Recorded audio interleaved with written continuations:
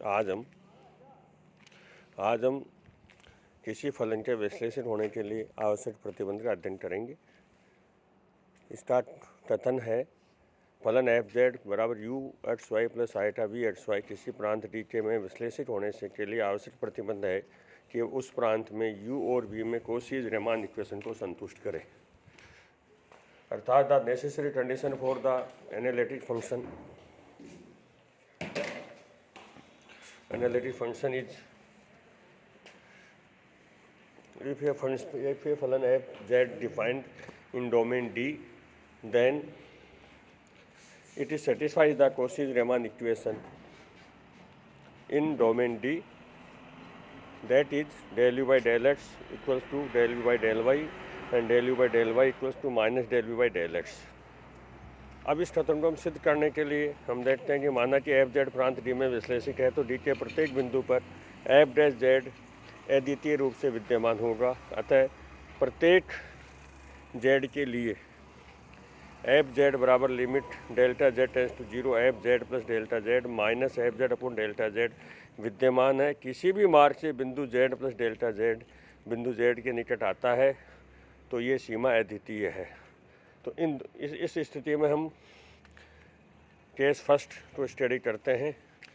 F Z plus delta Z minus F Z upon delta Z में delta Z शून्य को वास्तविक अक्ष की ओर अग्रसर होता है तो डेल्टा जेड बराबर डेल्टा एक्स और डेल्टा वाई बराबर डेल्टा जीरो। तो F Z plus delta Z minus F Z upon delta Z, इसको हम एक्स वाई में तोड़ते हैं तो U X plus delta X Y plus iota V X plus delta X Y minus U X Y minus U iota V X Y upon delta X. तो ये हमारे पास एफ डैश जेड की value है del U upon del X plus आईटा del V by del X. इसी प्रकार case second के अंदर माना ही डेल्टा जेड शून्य की ओर काल्पनिक अक्ष अर्थात वाई एक्स की ओर अग्रसर है तो डेल्टा जेड बराबर आईटा डेल्टा वाई और डेल्टा एक्स बराबर जीरो। तो F Z plus delta Z minus F Z upon delta Z का मान आया हमारे पास U X Y plus delta Y minus U X Y plus V X Y plus delta Y minus V X Y. Therefore F dash Z बराबर del V by del Y minus आईटा del U by del Y प्राप्त होता है। तो उपरोक्त दोनों समीकरणों को यदि हम कॉची-रीमान इक्वेशन प्राप्त करने के लिए दोनों को बराबर करते हैं कि एफ डैश जेड का मान अद्वितीय है, प्रांत डी के अंदर ये विद्यमान है और प्रत्येक बिंदु पर इसकी वैल्यू यूनिक है। तो एफ डैश जेड बराबर del U upon del X plus आईटा del U by del X बराबर del V by del Y minus आईटा del U by del Y. अर्थात रियल और इमेजनरी पार्ट्स को बराबर करते हैं तो del U by del X बराबर del V by del Y del V by del X बराबर minus del U by del Y. तो ये यू एक्स वाई और वी एक्स वाई फलनों के प्रथम आंशिक अवकलन गुणांक है।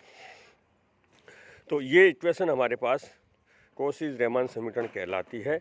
यही हमारे किसी फलन के विश्लेषित होने के लिए उसका आवश्यक प्रतिबंध है।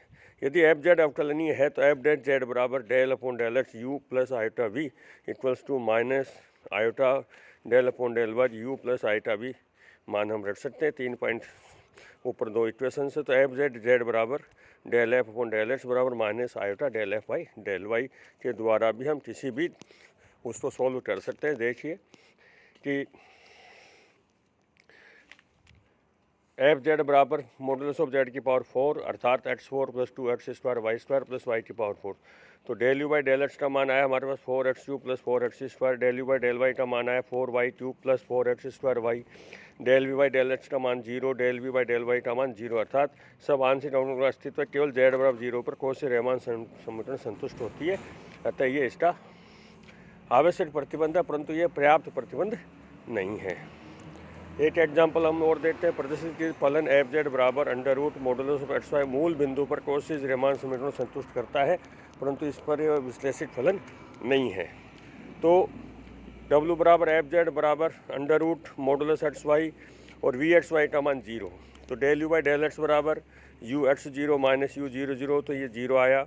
इसी प्रकार del U by del Y का मान 0, इसी प्रकार del V by del X का मान 0, इसी प्रकार del V by del Y का मान 0। तो जेड बराबर 0 पर कॉची-रीमान इक्वेशन संतुष्ट होती है, परंतु एफ डैश 0 का मान एम पर आश्रित है, इसलिए इसकी सीमाएं अद्वितीय नहीं है। अतः फलन एफ जेड मूल बिंदु पर विश्लेषित नहीं है, जबकि फलन मूल बिंदु पर कॉची रीमान को संतुष्ट करती है। तो इसलिए कॉची रीमान संतुष्ट होना विश्लेषित होने के लिए पर्याप्त नहीं है। तो इसलिए इसके लिए पर्याप्त कंडीशन ये है कि मानो कि एफ जेड बराबर U X Y plus iota V X Y प्रांत डी में परिभाषित है, तो वह फलन एफ जेड प्रांत डी में विश्लेषित फलन होता है यदि यू एक्स वाई तथा वी एक्स वाई के प्रथम कोटि के आंशिक अवकलज डी प्रांत डी के प्रत्येक बिंदु पर सतत हो।